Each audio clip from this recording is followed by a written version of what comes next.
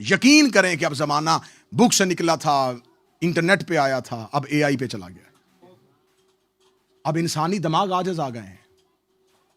اب انسان انسانوں سے نہیں پوچھے گا. سلونی کے دعوے کا انکار کرنے والوں نے اب اپنے سوال اے آئی کے سامنے رکھ دیے. اب جاؤ جا کے پوچھو کہ کیا یہ واقعہ ہوا؟ کیا ہے فدق؟ صرف ایک جاگیر؟ شیعہ لٹریچر میں اس لفظ کو جب اردو کتابوں کی صورت میں بدلا گیا تو اردو کتابوں میں اس لفظ کے ساتھ باغ فدق لکھ دیا گیا. یہ شیعہ لٹریچر کا لفظ ہی نہیں ہے، کیونکہ باغ عربی زبان کا لفظ ہی نہیں. باغ ہے ہی فارسی کا لفظ. اسے جان بوجھ کے شیعہ لٹریچر میں اردو ٹرانسلیٹ میں لکھا گیا. عربی زبان میں تو یہ عربی کتابوں میں تو یہ متن میں کہیں لفظ باغ آ ہی نہیں سکتا تھا، کیونکہ تو یہ عربی لفظ ہی نہیں تھا. باغ فدق اس لیے لکھا گیا جو اردو ترجمہ پڑھے انہیں پتا چل جائے چھوٹا سا باغ. جب ذہن میں آئے گا تو کیا آئے گا؟ باغ. ایک چھوٹا سا باغ ہوگا، یہی ایک جگہ ہوگی. فدق باغ کا نام نہیں، فدق جاگیر کا نام ہے. میں ان بچوں کو سمجھانے کے لیے بتا دیتا ہوں، سادات اور بزرگ مجھ سے بہت بہتر جانتے ہیں کہ جناب سیدہ کے پاس یہ فدق صرف جناب سیدہ کے پاس صرف یہ ایک ہی جاگیر تھی؟ نہیں، اس کے علاوہ 6 جاگیریں سیدہ کے پاس اور تھی جو نبی نے سیدہ کو دی تھی، جو اس جاگیر کے علاوہ تھی.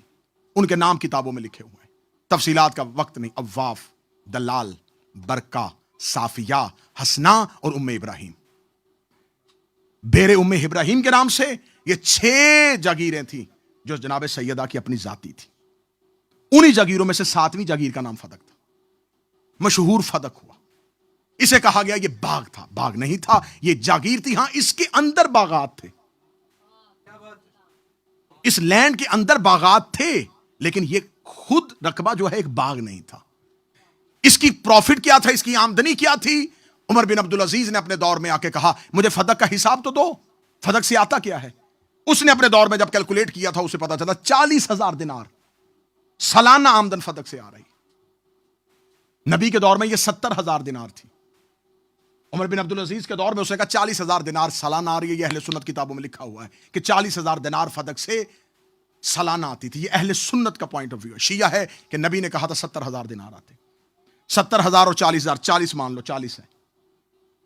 عبد الملک بن مروان نے اپنے دور میں جو دینار کا وزن رکھا تھا وہ 4.5 سونا گرام جو ہے 4.5 گرام وہ 1 دینار بنتا تھا. اس کے بعد 10 گرام بھی اس کی قیمت ہوئی کہ 10 گرام سونا ہو تو 1 دینار بنتا ہے. چھوڑو 10 گرام کو، 4.5 کے ساتھ لے جاؤ. 40,000 دینار تمہاری روایت مان لیں. 170 کلو گرام سونا سالانہ ایک جاگیر سے آتا تھا.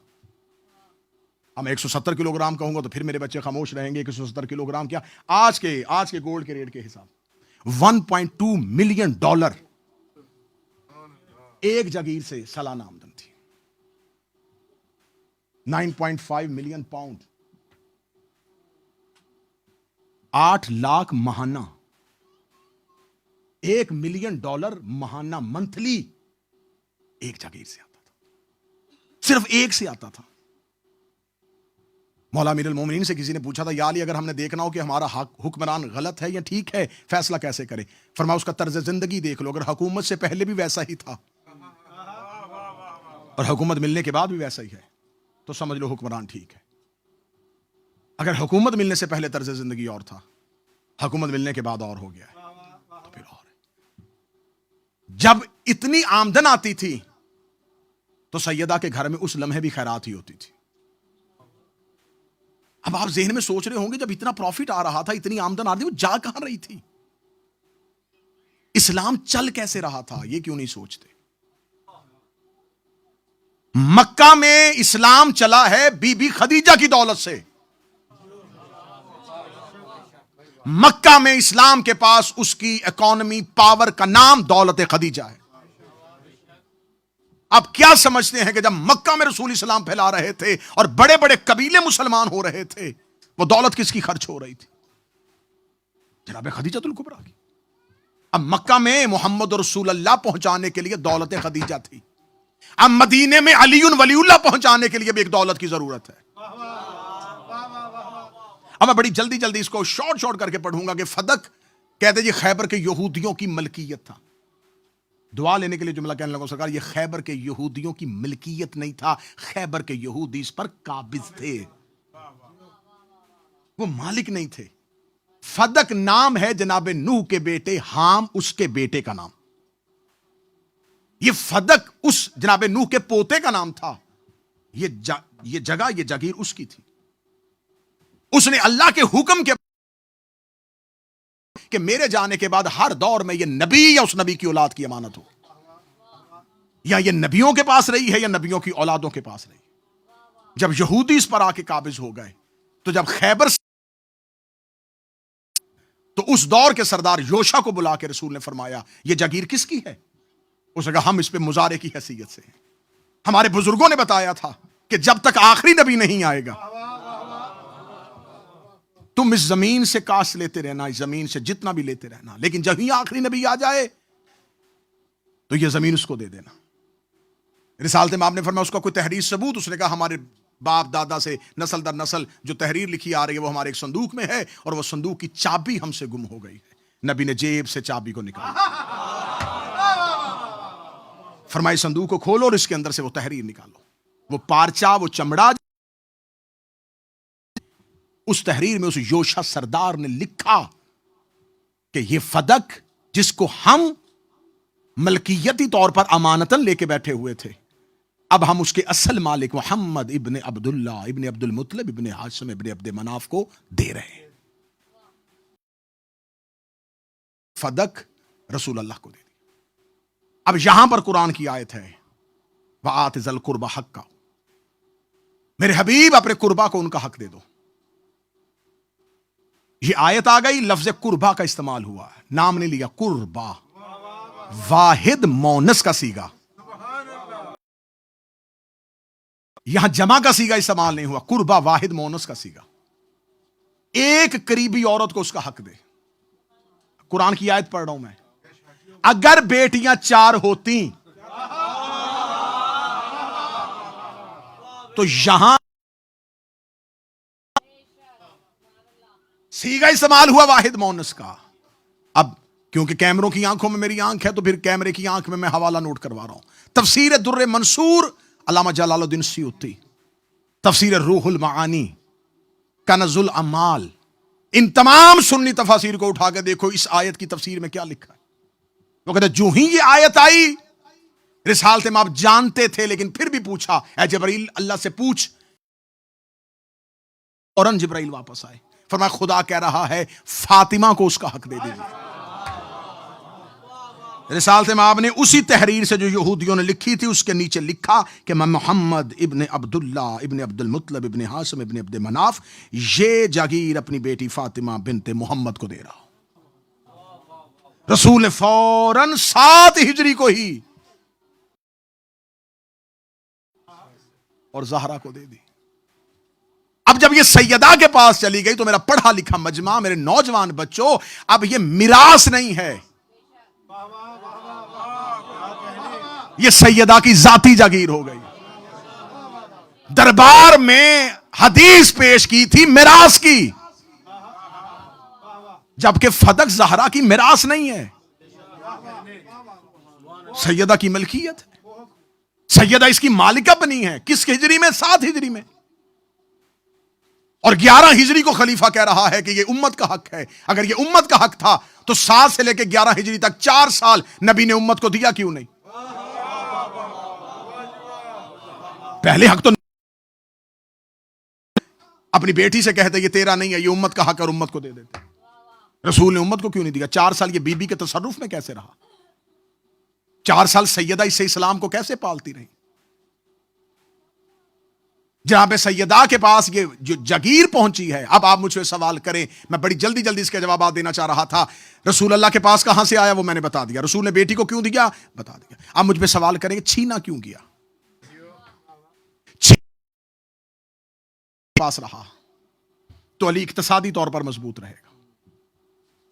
ولایت امیر المومنین کو نشر کرنے کے لیے یہ دولت رہے گی ان کے پاس, تو پھر یہ جو ہم لوگوں کو دینار اور درہم کے لالچ دے دے کے اپنی ہماری بیعت نہیں کریں گے. یہ بات ذہن میں رکھیے گا کہ غدیر سے لے کے رسول کی شہادت تک درمیان میں 70 دن ہے. ان 70 دنوں میں غدیر کے بعد ایک صحیفہ بھی لکھا گیا تھا حجر اسود کے پاس جا کے، جس پہ 40 لوگوں نے دستخط کیے تھے کہ ہم نے اب یہ نظام علی کے ہاتھ میں نہیں جانے دینا، ہم نے ہر صورت میں امیر المومنین کو افرادی اور اقتصادی طور پر کمزور کرنا ہے.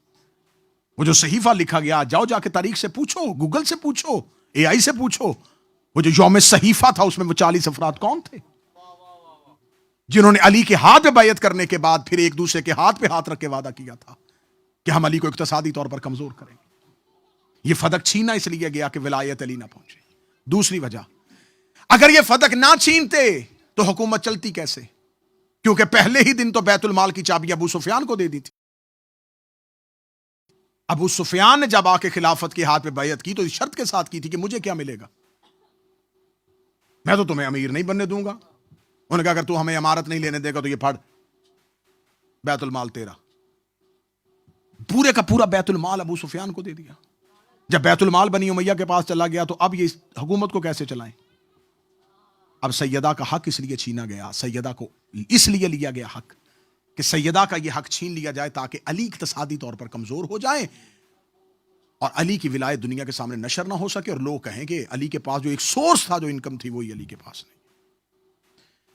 اب یہاں پر اگلا سوال میرے قوم کے بچوں کے ذہنوں میں یہ پیدا ہوگا کہ پھر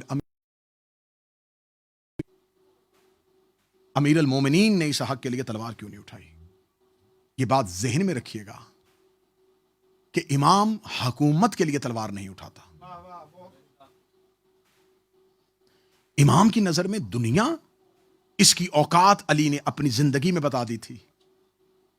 جب آ کے ایک صحابی نے پوچھا تھا یا علی انہوں نے حکومت بنا لی ہے، تو امیر المومنین نے کہا یہ جو میرے پاؤں میں پیوند لگا ہوا جوتا ہے یہ اس خلافت سے افضل ہے. کس حکومت کے لیے علی تلوار نکال دے جس کے لیے خود کہہ رہے ہیں تمہاری یہ حکومت میرے نزدیک بکری کے ناک سے بہتے ہوئے پانی سے بھی کمتر ہے. تو اس حکومت کی اوقات جب علی بتا کے بارے میں رسول اپنی زندگی میں کہے کہ یا علی انت منی بمنزلۃ ہارون موسیٰ، اے علی تجھے مجھ سے وہی نسبت ہے جو ہارون کو موسیٰ کے ساتھ تھی. تو ہارون کو موسیٰ کے ساتھ کیا نسبت تھی؟ موسیٰ 40 دن کے لیے کوہ طور پہ گئے، ہارون کو اپنا وسیع اور اپنا جانشین نومینیٹ کر کے گئے، لیکن جب واپس آئے تو وہی قوم ہارون کو چھوڑ کے بچڑے کی پوجا کر رہی تھی. یہ ہوتا ہے حجت کو چھوڑنے کا نتیجہ. اللہ کے جب جانشین سے غداری کرو تو اللہ بچڑوں کے سامنے گھٹنے ٹیکنے پہ مجبور کر دیتا ہے. یہ ہوتا ہے اللہ کے بنائے ہوئے کو چھوڑنے کا نتیجہ کہ خدا پھر کسی بندے کو بھی سجدہ نہیں کرواتا، خدا بچڑوں کو سجدے کروا دیتا ہے. جاؤ تمہاری اوقات ہی یہ ہے، اب جاؤ جانوروں کے سامنے گھٹنے ٹیکو، کیونکہ تم نے حجت کو چھوڑ دیا ہے، تم نے اللہ کے نمائندے کو چھوڑ دیا ہے. تو پھر نوجوانوں کے لیے لفظ کہنے لگا ہوں اور دربار کھچا کچ بھرا ہوا تھا. سلمان محمد آیا اور امیر المومنین سے آگے لگا یا علی ایک بار مسجد میں آئیے. علی فرمایا کیا ہوا؟ کہنے لگا یا علی ذرا چل کے میرے ساتھ آئیے تو صحیح. امیر المومنین اپنے گھر سے نکلے، فرمایا کیا ہوا سلمان؟ فرمایا وہ دیکھیں مسجد کھچا کچ بھری ہوئی ہے. فرمایا کیا ہو رہا ہے مسجد میں؟ کہتا فلاں کی بیعت ہو رہی ہے. علی کہا بیعت نہیں ہو رہی، بچڑے کی پوجا ہو رہی ہے. یہ بیعت نہیں ہو رہی.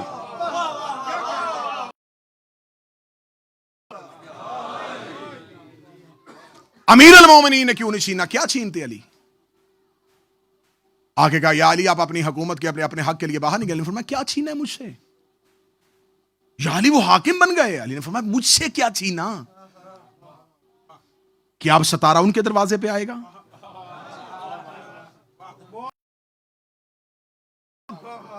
کیا قرآن میں سورہ مومنون کی تفسیر بدل گئی؟ کیا آیا دہر ان کے لیے آ گئی؟ کیا انما یرید اللہ میں یہ آ گئے؟ کیا خدا اب انہیں سلام کرے گا؟ کیا درود میں ان کا نام آ گیا؟ کیا نماز میں ان پہ درود پڑھا جائے گا؟ انہوں نے کہا یا علی ایسا تو کچھ بھی نہیں ہوا. علی فرمایا پھر مجھ سے چھینا کیا گیا ہے؟ علی جائے اس چھوٹی سی حکومت کے لیے چند جاہلوں کے اوپر حاکم بننے سے بہتر ہے علی کا سلمان سے آقا کہلوانا.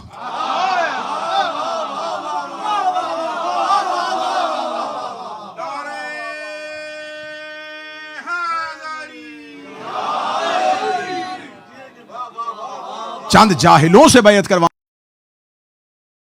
علی کا کمبر سے مولا کہلوانا. امیر المومنین کو حاکمیت کی ضرورت نہیں ہے، حکومت کو علی کی ضرورت ہوتی ہے. حکومت پھر آئی ہے نا علی کے دروازے پر. اب اپنے بچوں کو سمجھانے کے لیے کہ مولا امیر المومنین نے اپنے دور میں فتح واپس کیوں نہیں کیا، یہ آخری جواب ہوگا آج کی تقریر کے حوالے سے.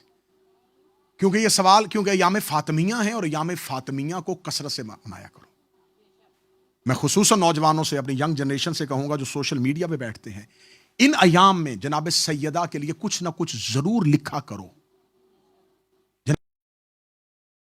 سیدہ کی فضائل کا کوئی ایک نقطہ، کیونکہ سیدہ ہی میزان ہے حق و باطل کا. آج بھی دنیا کے سامنے میں آپ کو ایک ایگزامپل دیتا ہوں، آج بھی کسی نئے شیعہ ہوئے بندے سے پوچھو تم شیعہ کیوں ہوئے ہو، وہ ایک ہی جواب دیتا ہے، سیدہ کا حق پڑھ کے شیعہ ہو. آج بھی اتنے بندے علی کی تلوار شیعہ نہیں کر رہی جتنے چند گھنٹے کے لیے دربار میں سیدہ کا کھڑا ہونا کر رہا ہے.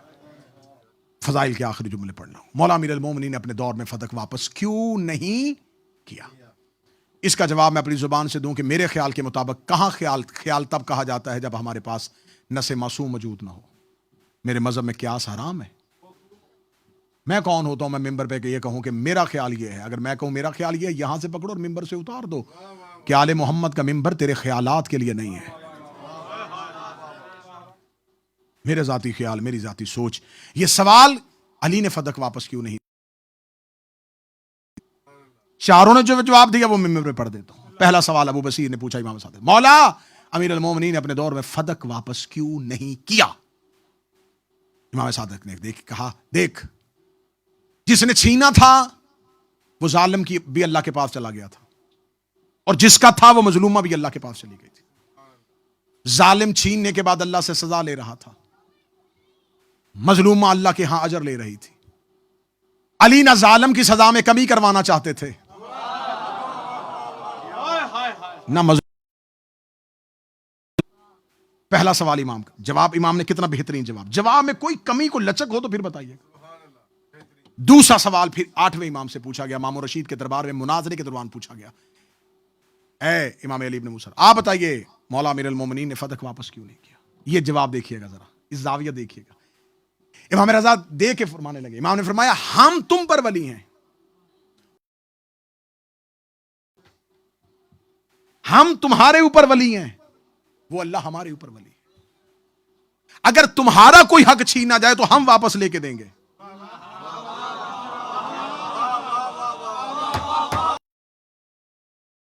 ولی ہیں اور تمہارے ولی ہونے کی حیثیت سے ہمارا حق بنتا ہے تمہارا چھینا ہوا حق ہم لے کے دیں گے، اور جو ہم سے چھین لیا جائے ہم نہیں لیتے، اللہ واپس لیتا ہے. اس کا مطلب جس نے زہرا سے حق چھینا تھا اب وہ مجرم.